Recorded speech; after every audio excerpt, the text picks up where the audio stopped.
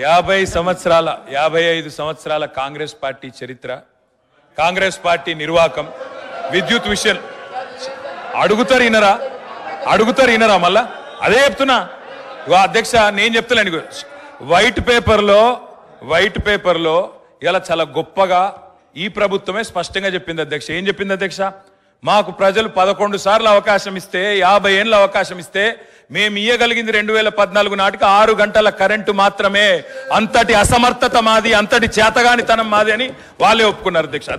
చెప్పనండి అధ్యక్ష, నేనేం అన్పార్లమెంటరీ మాట్లాడతలేను, శ్వేతపత్రంలో మాట్లాడుతున్నాను అధ్యక్ష. అధ్యక్ష ఇప్పుడు మీది కాంగ్రెస్ పార్టీ కాదు సార్.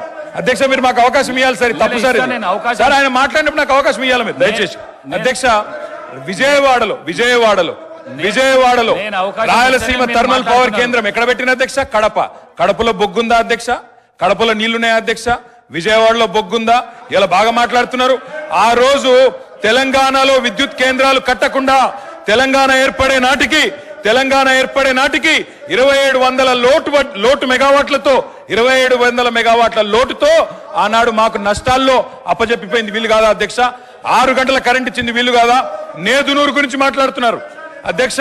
నేదునూరు గురించి చెప్తా అధ్యక్ష.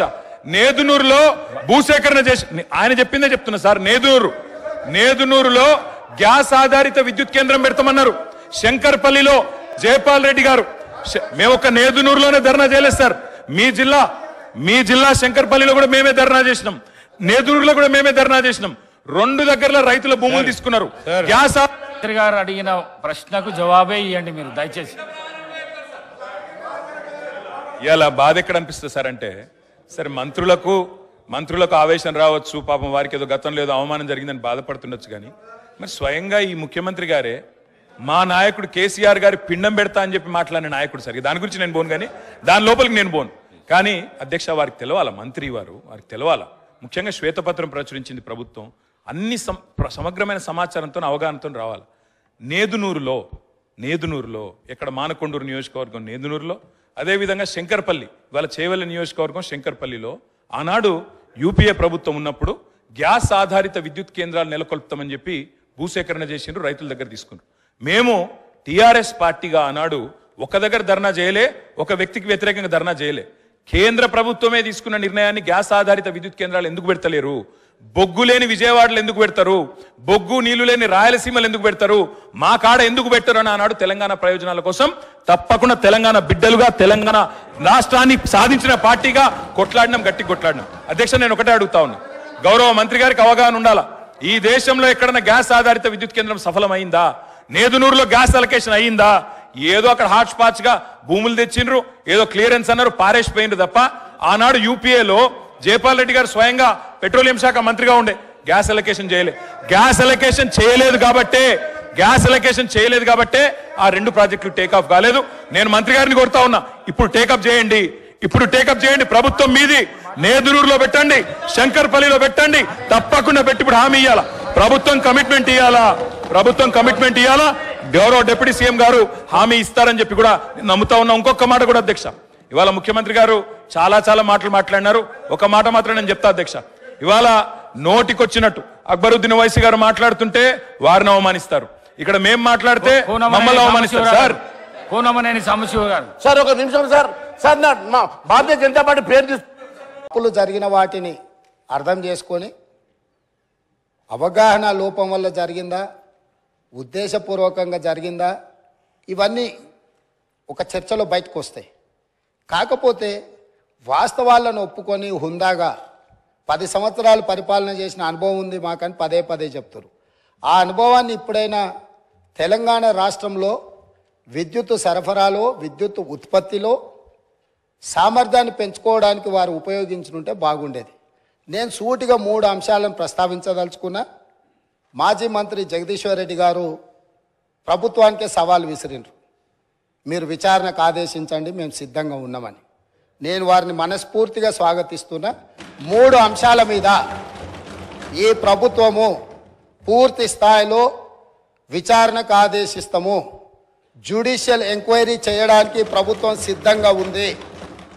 వారే కోరుకున్నప్పుడు వాస్తవాలను సభ ముందు పెట్టిన తర్వాత మాజీ మంత్రి గారు ఏదైతే జ్యుడిషియల్ ఎంక్వైరీ కోరుకున్నారో తప్పకుండా తమరి అనుమతి ద్వారా సభలోనే నేను ప్రకటన చేస్తున్నా 3 అంశాల మీద జ్యుడిషియల్ ఎంక్వైరీకి మా ప్రభుత్వం సిద్ధంగా ఉన్నది అని చెప్పి ఈ సందర్భంగా తెలియజేస్తూ ఆ 3 అంశాలకు సంబంధించి తెలంగాణలో కాలిపోతున్న మోటార్లు, పేలిపోతున్న ట్రాన్స్ఫార్మర్లు, ఆత్మహత్యలు చేసుకుంటున్న రైతులు, ఇది ఒక పెద్ద సెంటిమెంట్ విద్యుత్తు అనేది.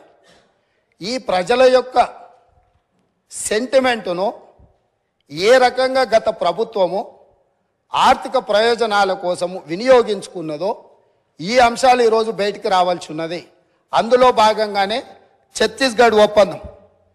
మన రాష్ట్రంలో విద్యుత్తు ఉత్పత్తి సరిపోవడం లేదు, అత్యవసరంగా మన అవసరాలు తీర్చాల్సిన అవసరం ఉన్నది. కాబట్టి ఏ టెండర్లు లేకుండానే డైరెక్ట్గా మేము ఆ ఛత్తీస్గఢ్ ప్రభుత్వానికి సంబంధించిన ప్రభుత్వ సంస్థతో తెలంగాణ రాష్ట్ర ప్రభుత్వం డిస్కాంలు ఒప్పందం చేసుకుంటున్నాయని ఆ రోజు ఇదే సభలో ఈ ఒప్పందాలతో వేల కోట్ల రూపాయల భారం పడబోతుంది, ఈ భారాన్ని తెలంగాణ ప్రజలు భరించలేని పరిస్థితికి దారితీస్తుంది, ఈఆర్సీ ముందల మేము ఫిర్యాదులు చేయడమే కాకుండా మా వాదనలు వినిపించినాం. ఈ సభలో ఆనాటి ముఖ్యమంత్రి చంద్రశేఖరరావు గారికి మేము చెప్పే ప్రయత్నం చేస్తే మార్షల్స్ను పెట్టి మమ్మల్ని బయటికి గెంటేసి ఆ రోజు ఛత్తీస్గఢ్తోని తెలంగాణ రాష్ట్ర ప్రభుత్వం ఒప్పందం చేసుకుంది. దీనికి సంబంధించి విద్యుత్తు జేఏసీకి సంబంధించిన తెలంగాణ ఉద్యమంలో క్రియాశీలక పాత్ర పోషించిన ఒక జెన్కో ట్రాన్స్కో అధికారి నివేదిక ఇచ్చి ఈ ఒప్పందం వల్ల నష్టం జరుగుతుంది అన్నందుకు అతన్ని ఎక్కడనో మారుమూల ప్రాంతానికి బదిలీ చేసి కక్ష సాధింపుగా అతనికి ఉన్న హోదాను తగ్గించి ఒక చిన్న ఉద్యోగంలో నియమించారు అధ్యక్ష. వారు ఇక్కడ సభ్యుడు కాదు కాబట్టి వారి పేరు తీసుకుంటలేను.